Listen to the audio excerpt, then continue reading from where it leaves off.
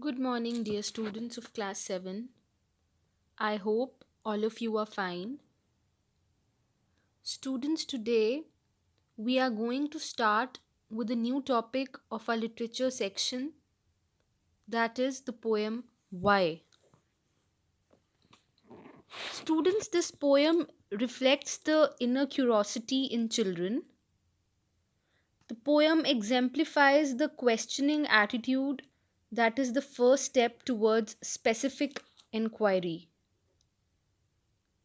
In this poem, the child has several questions about natural as well as man made phenomena. The aim of this poem is to inform students that children all over the world have the question why regarding everything they see or hear or experience. After going through this video, you will be able to summarize the poem, analyze the various elements of the poem, such as diction, tone, genre, and figure of speech, explain the theme of the poem, and analyze the role of questions in learning and discovery.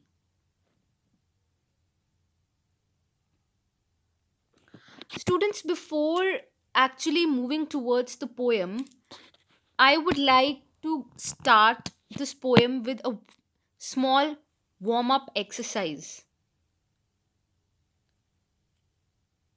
I would like to discuss with you all some questions. What would happen if we had no questions to ask? Why should we have questions? What kind of questions should we ask? Do you all have questions about the things you learn? Do you think that's good? Can you share an instance where you asked a question to your teacher or your parents? So, students, please sit and think over these. Now, moving to the theme of the poem, Dr. Kalam once said, child is the first scientist.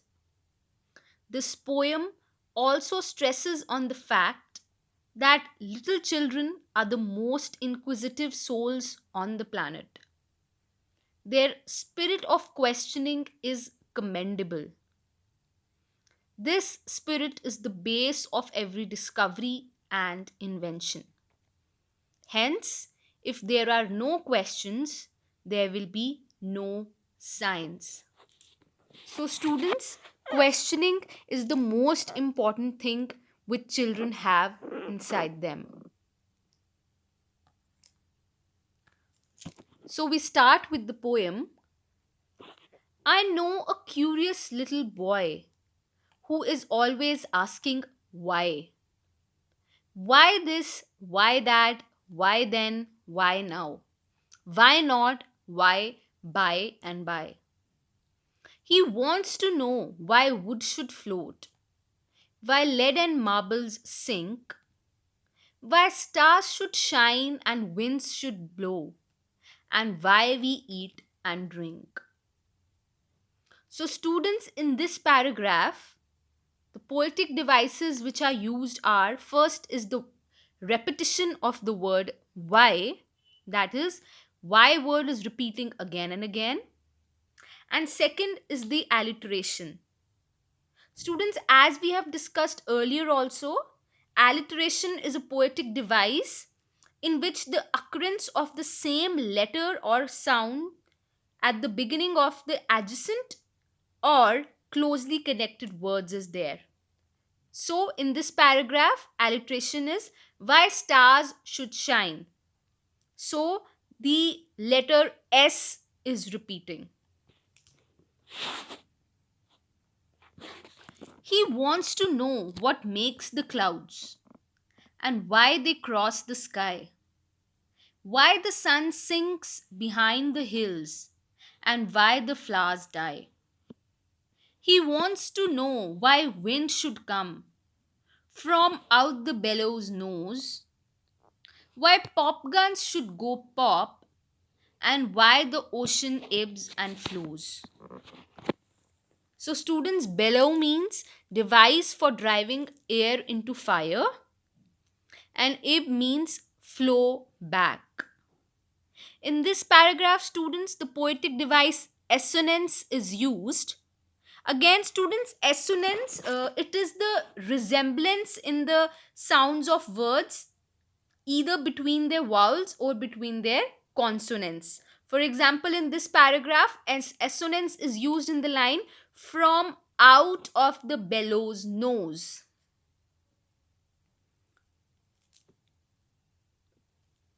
He wants to know why fish have gills and why boys cannot fly. Why steam comes from the kettle spout and rain falls from the sky. He wants to know why coal should burn and not a bit of stone, how seeds get in the apple core and marrow in the bone. So, spout, students, is an opening that allows the passage of liquid. And again, in this paragraph, the poetic device repetition is used for the word why. He wants to know why ice should melt, why spiders eat the flies, why bees should sting, and why the yeast should make the bread dough rise.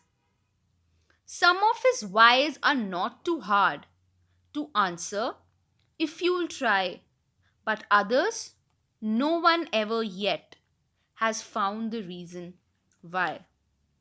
Students, yeast is a substance used for creating fermentation, and dough is the needed flour. And in this paragraph, again, repetition of the word why is there. Students, moving on to the stanza wise explanation of the poem. I know a curious little boy who is always asking why. Why this, why that, why then, why now, why not, why, by, and by. So, in this stanza, the poet says that he knows a little boy who always asks questions about anything and everything. He is very anxious and eager to know everything. So, students, that is why he again asks the question for why. He wants to know why wood should float while lead and marbles sink, why stars should shine and winds should blow, and why we eat and drink. The poet further describes the queries of the little boy. He asks questions like why does a piece of wood float in water while lead and marble sink in it? This question asked by him indicates that he keenly observes things around him. He has good observation skills and has questions about the things he observes. This shows the eagerness of the child. He wants to know what makes the clouds and why they cross the sky, why the sun sinks behind the hills, and why the flowers die. In this paragraph, the poet gives some more examples of the questions asked by the boy. He wants to know what are clouds made of and why do they move up in the sky, unlike all other things that move on the ground. He also wants to know that reason of sun disappearing behind the hills at sunset and the reason for the pretty flowers being dead in the garden all of a sudden. So, students, you might be observing that how curious the child is to ask different questions about different things around him. Moving on, he wants to know why wind should come from out the bellows nose, why pop guns should go pop, and why the ocean ebbs and flows. So, in this stanza, the poet wonders how wind blows out of a bellow, how a pop gun pops, and how do tides in the ocean move to and fro, move from one direction to the other. He wants to know why fish have gills and why boys cannot fly, why steam comes from the cattle's spout and rain falls from the sky. In this paragraph, now, the other questions in his minds are why fish have gills, why can't boys fly, why steam comes out of a cattle's spout, and why it rains from the sky. So, you may be noticing, students, that there are various questions which are asked by the child which are answerable, and various questions which are not answerable, which do not have any base. But the thing is, the child is really very eager to ask questions. He wants to know why coal should burn and not a bit of stone, how seeds get in the apple core and marrow in the bone. Now, the child also questions why coal burns and why not the stone burns, how seeds get into an apple, and how a marrow gets inside the bone. He wants to know why ice should melt, why spiders eat the flies, why bees should sting, and why the yeast should make the bread dough rise. Now, moving on, the child wants to know the reason of ice melting. He also wants to know the reason of flies being spiders' food, stinging of bees, and rise in the dough due to yeast. This shows that he observes everything very carefully and then he asks questions. Some of his whys are not too hard to answer if you'll try, but others, no one ever yet has found the reason why. Finally, the poet says that some of these questions asked by the little boy are not difficult to answer. We just need to think a little about it and satisfy the child's curiosity. But the answer to some questions is not even known to us as we haven't pondered over them.